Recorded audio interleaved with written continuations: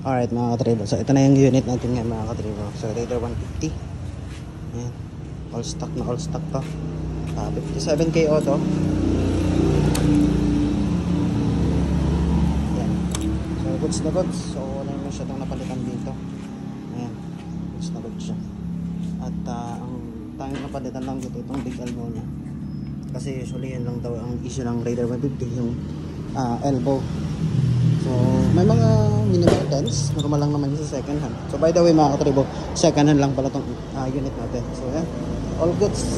Medyo maliit yung ilong sa harap ng size pa neto, 70-80 lang.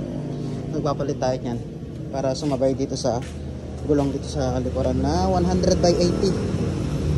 Ayan, 100/80 kasi yan. So okay naman yung unit. May mga konting gas, may mga konting basag lang dyan, pero all goods naman. So ito ang unit natin ngayon mga katribo. Tapos simula.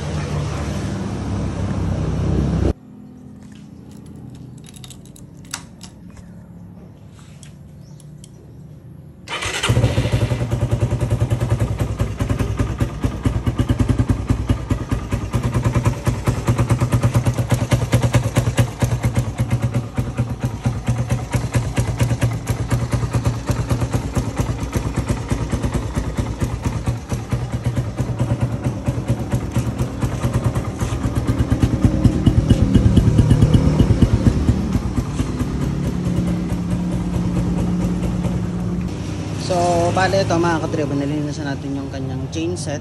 Ayan. So, medyo malinis naman na siya. So, ginamit natin itong ito, brake cleaner, tsaka WD-40. Ayan. Tapos naman. So, next, washing.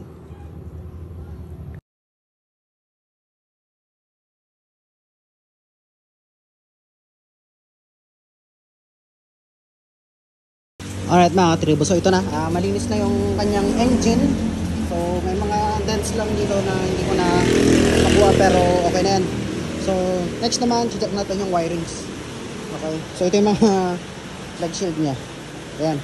So ayan, ganyan ang gagawin natin. So ganyan talaga, kapag bibili tayo ng second hand na motor, kailangan natin i-check lahat, diba? Hindi ko na tinanggal yung dun sa part na yun, dun sa likod. Dito na lang para makita ko yung makina. So ngayon, i-check naman natin yung wirings niya, kasi yung horn niya, yung secondary horn niya hindi gumagana. So titignan natin kung anong nangyari. Ito yung switch niya, pero hindi gumagana. Okay? Yun. Next natin yan. Alright, so gamitan natin tong electronic cleaner.